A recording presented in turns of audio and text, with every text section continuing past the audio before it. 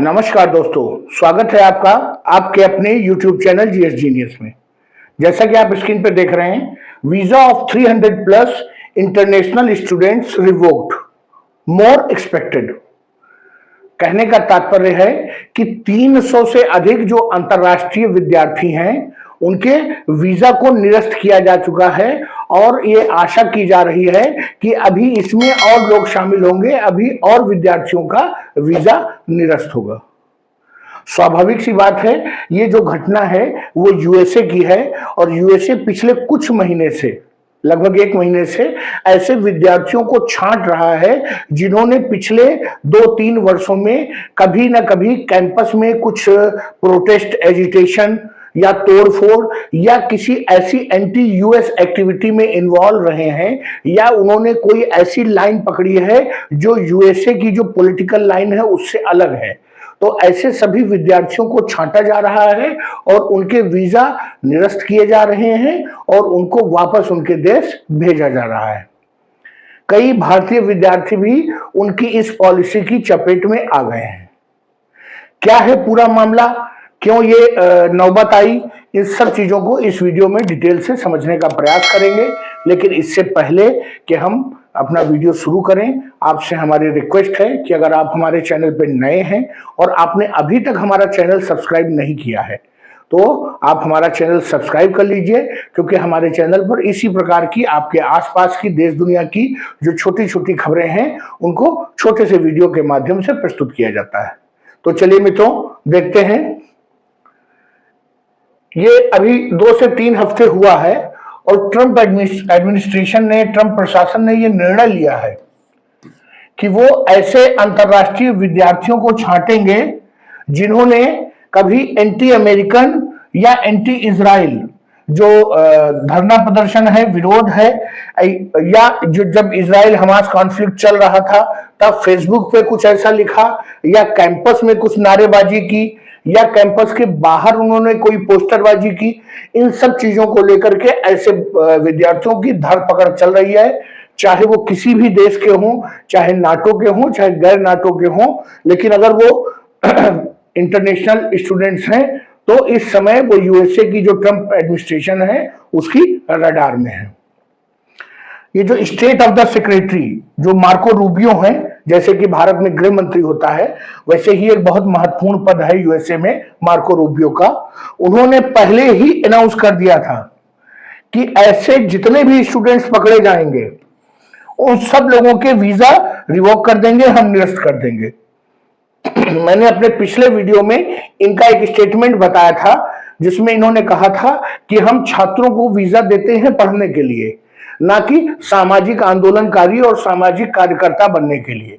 आप एक बार छात्र का वीजा जो F1 वीजा कहलाता है, जो छात्रों को मिलता है पढ़ने के लिए, आप वो वीजा लेकर के अमेरिका में आते हैं और उसके बाद आप एंटी अमेरिकन स्टांस लेकर के धरना प्रदर्शन करके आप ये सोचते हैं कि आप अमेरिका के जो ऊंचे नामी गिनामी जो इंस्टीट्यूट्स हैं, जो शैक्षिक संस्थान हैं, यूनिवर्सिटीज हैं, वहां से डिग्री लेकर के निकल जाएंगे। तो ये संभव नहीं है, हम इसको अलाउ नहीं करेंगे।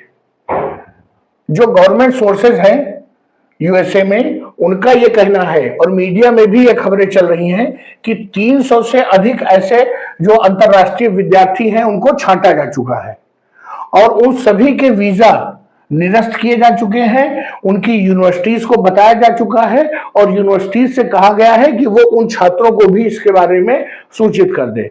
एक बार जैसे सूचना मिल जाएगी फिर ये उस छात्र की जिम्मेदारी है कि वो अपने देश या तो अपने आप निकल ले, अगर नहीं निकलेगा तो उसको उसके जो मूल देश है वहां पर डिपोर्ट कर दिया जाएगा कुछ ही समय के अंदर।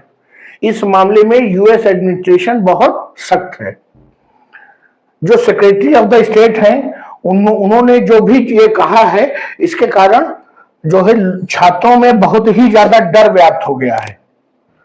और उन्होंने एक चीज और कही है कि ये अंत नहीं है, हम लगातार इसको स्कैन करते रहेंगे और पिछले किसी भी समय अगर किसी ने भी इस तरह की एक्टिविटीज की है या आगे किसी ऐसी एक्टिविटीज में शामिल रहता है तो तुरंत उसके खिलाफ कार्रवाई की जाएगी।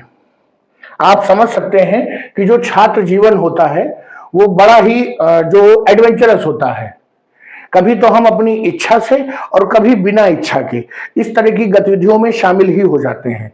लोगों ने कहा कि चलिए चलिए चलिए चाय पीने चलते हैं, और फिर पता चला जाके हमको किसी जुलूस में झंडा पकड़ा दिया। तो इस तरह की चीजें हो ही जाती हैं।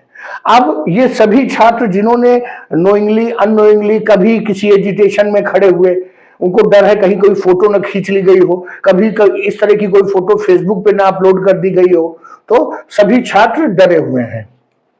और उनका कहना है कि वो पहले स्पेशली ऐसे छात्रों की धरपकड़ कर रहे थे जो कैंपस एक्टिविज्म में इन्वॉल्व है, अर्थात जो यूनिवर्सिटी कैंपस में या जो इंस्टीट्यूट का कैंपस है वहां पे जो नेतागिरी कर रहे थे, ऐसे लोगों को पहले लक्ष्य पे लिया गया था।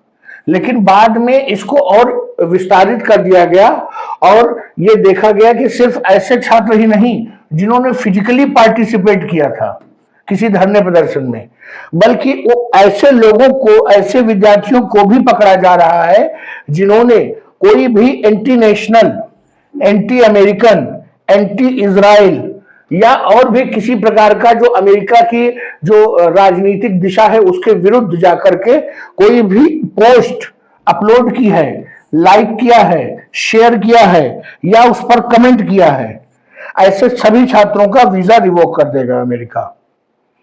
आप समझ सकते हैं कि कितना स्ट्रिक्ट स्टांस जो है वो ट्रंप एडमिनिस्ट्रेशन ने ले रखा है। स्वाभाविक रूप से मान लीजिए हम मशीन तो है नहीं, जो छात्र अमेरिका पढ़ने जाते हैं या अपने देश में पढ़ते हैं वो मशीन नहीं है, वो मनुष्य हैं। और मनुष्य को ईश्वर ने एक बुद्धि दी है, एक दिमाग दिया है, वो जो भी चीजें देखता है, समझता है, उसको या तो अच्छा मानता है या तो बुरा मानता है। और स्वाभाविक रूप से मानवीय प्रतिक्रिया होना स्वाभाविक है। मान लीजिए सामने कुछ घटना हो रही है सड़क पर, और अगर हम उसमें जाकर के फिजिकली पार्टिसिपेट नहीं भी करते हैं किन्हीं कारणों से, तो भी हमारे अंदर गुस्सा है, हमने उसको नहीं सड़क पर निकाला तो हमने फेसबुक पे निकाल दिया, और या हमने उस तरह की कोई पोस्ट देखी या उस तरह के किसी ग्रुप में शामिल हुए जिसमें इस तरह की जो पोस्ट डाली जाती हैं और हमने उन पर कमेंट कर दिया या किसी की प्रशंसा कर दी। तो ऐसी चीजों को भी ट्रंप प्रशासन बहुत सीरियसली ले रहा है और ऐसे छात्रों को भी बख्शा नहीं जाएगा। ये जो यूएसए है वो जो जितने भी छात्र पढ़ने आते हैं, मान लीजिए आपने किसी शैक्षिक संस्थान में अप्लाई किया और कोई टेस्ट अगर देना है तो टेस्ट, अगर मेरिट बेसिस पे तो मेरिट बेसिस पे आपने वहां पर किसी शैक्षिक संस्थान में पढ़ने के लिए फॉर्म भरा और आपका वहां सिलेक्शन हो जाता है, तो उस सिलेक्शन के बेसिस पे यूएसए F1 वीजा इशू करता है। जो छात्रों को वीजा दिया जाता है उसे F1 वीजा कहते हैं। ये एक प्रकार का नॉन इमिग्रेशन वीजा होता है, मतलब आपको वहां पर रहने की परमिशन तो मिली है लेकिन स्थायी रहने की परमिशन नहीं मिली है। आप जब तक अपनी पढ़ाई करेंगे तब तक आप यूनिवर्सिटी में एज ए इंटरनेशनल स्टूडेंट रह सकते हैं। जब तक जैसे आपका वो कोर्स पूरा हो जाएगा, आपको डिग्री मिल जाएगी, आप वहां से वापस आपको अपने देश जाना पड़ेगा। कभी कभी होता यह है कि मान लीजिए कि कोई छात्र इंजीनियरिंग की पढ़ाई कर रहा है, कुछ रिसर्च कर रहा है, और जिस दौरान वो पढ़ाई कर रहा था उसी दौरान उसका कैंपस प्लेसमेंट हो जाता है, जो कि अमेरिका की ही कोई कंपनी उसको उठा लेती है और जॉब दे देती है।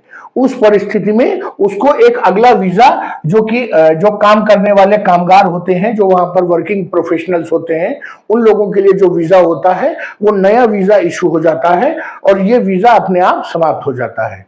तो और अगर आपको वहां पर इस दौरान जॉब नहीं लगी तो आपको हर हाल में अपने देश वापस आना पड़ेगा। आपको डिग्री मिल गई है, अब आप जाइए अपने देश में जॉब करिए जाके। ये जो इस तरह की जो घटनाएं यूएसए में बढ़ी हैं, जिसमें पकड़ धकड़ चल रही है छात्रों की, इसमें कई भारतीय छात्रों का भी नाम आ रहा है। और क्यों ना आए, आप समझ सकते हैं कि यूएसए में जितने भी छात्र पढ़ते हैं, अगर उनमें नंबर वाइज हम फिगर वाइज गिने तो सबसे ज्यादा छात्र भारत से यूएसए में पढ़ने जाते हैं। ये कोई बहुत बड़े सम्मान की बात नहीं है कि भारत के छात्रों को जब यहाँ पर अच्छे इंस्टीट्यूट, अच्छी जगह पढ़ाई के लिए अच्छी सीटें नहीं मिलती हैं तो वो बेचारे लोग मजबूरी में यूएसए और अन्य जो यूरोपियन कंट्रीज हैं उस ओर अपना रुख करते हैं। इसलिए जहां पर बड़ी संख्या में भारतीय पढ़ने जाएंगे तो जब उसमें पकड़ धकड़ होगी तो स्वाभाविक रूप से भारतीयों की संख्या गलत करने वालों में भी सबसे ज्यादा होगी। और सबसे ज्यादा जो F1 वीजा इशू किए गए हैं वो भारतीय छात्रों को ही किए गए हैं और इसमें कई भारतीय छात्र भी आइडेंटिफाई किए गए हैं, पहचान में आए हैं, जो विलिंगली या अनविलिंगली इस प्रकार की एक्टिविटीज में इन्वॉल्व रहे हैं। आप समझिए, मान लीजिए मैं पढ़ने जाता हूं यूएसए और हमारा वहां पर कोई पाकिस्तानी जो छात्र है, रूममेट है, वो हमारा मित्र है, मैं उसके साथ कहीं जा रहा था और वो किसी ऐसे संगठन से जुड़ा हुआ था जो इस प्रकार के धरने में इन्वॉल्व थी, मैं भी उसके साथ खड़ा हो गया, मेरी भी फोटो खिंच गई, अब आप समझिए मैं भी प्रो पैलेस्टीन हो गया। तो इस प्रकार के भी केसेस हैं जहां पर छात्र अननोइंगली इस प्रकार की गलतियों में फंस रहे हैं। और कुछ स्टूडेंट इंडियन ऐसे हैं जो रंजनी श्रीनिवासन की तरह के हैं, जो प्रो लेफ्ट विंग हैं और पूरी तरह से दोषी हैं और इस तरह की चीजों को प्रमोट करते रहे हैं।